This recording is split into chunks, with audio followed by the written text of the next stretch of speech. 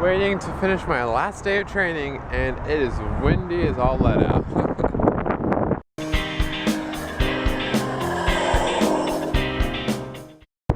Literally, the wind is super crazy right now. Yesterday it started, and I think it's going to pick up for a few days, and it's just causing all the problems apparently.